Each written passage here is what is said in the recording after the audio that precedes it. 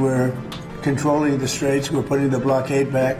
And it's a blockade not for anybody but Iran. In other words, anybody doing business with Iran can't go through. Everyone else will be able to go through. So it's a blockade. It's a very strong blockade.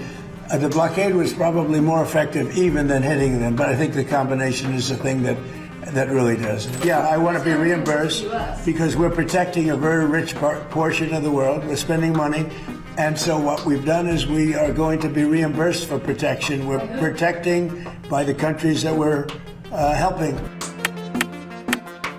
What if I told you that a decision announced at the White House could make your fuel more expensive, even if not a single drop of oil is lost? What if a new American charge on ships passing through one of the world's most important waterways ends up increasing costs for Indian refiners, Indian consumers, and even Indian sailors working in the Gulf?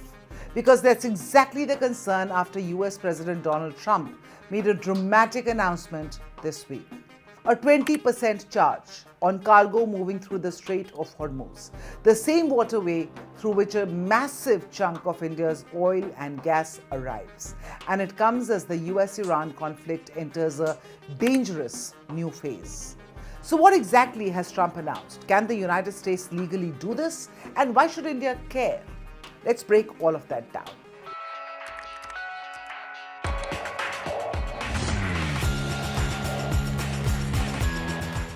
On Monday, Donald Trump announced that the United States would reimpose a naval blockade on Iranian ports and introduce a 20% levy on cargo transiting the Strait of Hormuz. Trump argued that American forces were securing the waterway and therefore commercial shipping should help pay for that security. In his own words, that the United States, he said, is controlling the strait and hitting them very hard. Now, the proposed charge would apply to cargo from virtually every country. Iran-linked vessels would be banned entirely, and according to Trump, the measure would come into effect almost immediately.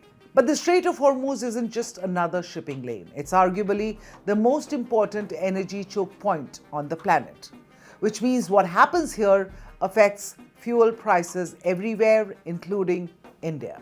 Let's move to the attack that changed the conversation. Trump's announcement did not come out of nowhere. Just hours earlier, the UAE accused Iran of launching cruise missile attacks against two tankers in the southern shipping lane of the Strait of Hormuz. The vessels, which are the Mombasa and the AI Bahia, were reportedly struck while operating in Omani water. The attack killed one Indian crew member, 8 sailors were injured, 6 of them were Indian nationals. The UAE called it a brazen violation of international law and reserved the right to respond. And that detail matters because this is no longer just about oil, it's about people. Thousands of Indian sailors working aboard vessels operating across the Gulf. Every escalation in Hormuz puts Indian lives directly in the line of fire. And India has now responded. Following the death of the Indian sailor, the Ministry of External Affairs summoned senior Iranian diplomats in New Delhi. India conveyed its strong concern over the attack, protested the loss of Indian life, and stressed the need to ensure the safety of Indian nationals and commercial shippings operating in the Gulf. Now, the move signals that this is no longer just a distant geopolitical crisis for India. It has become a direct diplomatic issue involving the safety of Indian citizens and India's energy interests. Iran, unsurprisingly, is not accepting Washington's move quietly. Foreign Minister Abbas Araghchi responded with a mix of sarcasm and warning. Posting on X, he said Iran would remain the strait's guardian. He joked that perhaps those securing the route, which is of course a reference to Trump, should indeed be compensated, but added that 20% was way too much. Behind the humor, however, the message was serious. Iran's military leadership warned that it would not allow the United States to interfere in what it described as the management of any strait. And it said any cooperation with such efforts would be viewed as an act of war against Iranian sovereignty. In other words, the world's most important energy corridor is becoming a geopolitical battleground again, and that's where India enters the story. Let's talk numbers, because numbers explain why Delhi is worried. Nearly 40% of India's crude oil imports come from Gulf suppliers. Countries like Iraq, Saudi Arabia, UAE, Kuwait, Qatar, most of their energy reaches India through the Strait of Hormuz. Now, India has reduced some of its dependence since 2022 by buying discounted Russian crude. That diversification helped, but it did not eliminate India's Gulf exposure.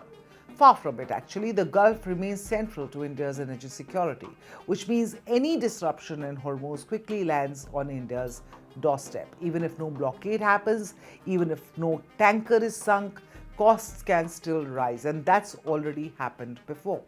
During earlier phases of the US-Iran conflict, the strait remained open, yet shipping costs, they surged massively. Here's how. War risk insurance premiums went up, freight rates increased, shipping companies added security surcharges, insurance became more cautious, and all of that made transporting oil more expensive and eventually showed up in the price refiners paid. Now imagine adding a 20% transit charge on top of that. The economics becomes even more complicated. But can the US really do this? Because this is where things get really interesting.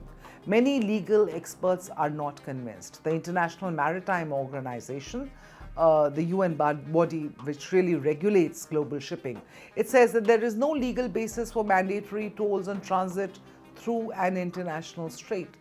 The principle is fairly simple. International waterways used for global commerce are not supposed to become toll booths controlled by a single power. That is why Trump's proposal has already triggered sharp disagreements between Gulf states, Iran, and the United States. The legal battle could be almost as significant as the geopolitical one. And until that question is settled, shipping companies, insurers, and governments are left dealing with uncertainty, which markets hate. For India, the immediate challenge is not necessarily a shortage of oil, it's uncertainty. Higher insurance costs, potentially higher fuel import bills, and greater risks for Indian crews operating in Gulf waters. If the levy is implemented and shipping costs remain elevated, Indian refiners may eventually face higher landed crude prices, and that could ripple through the economy. At the same time, New Delhi will be hoping that diplomacy prevents Hormuz from becoming the next major front in the US-Iran confrontation, because when the world's biggest energy artery becomes unstable, every major importer feels the shock. And India is one of the biggest in the world. This is Times Access, where global stories meet India's perspective. Click on the bell icon to subscribe, because the next big global shift will have India at its center.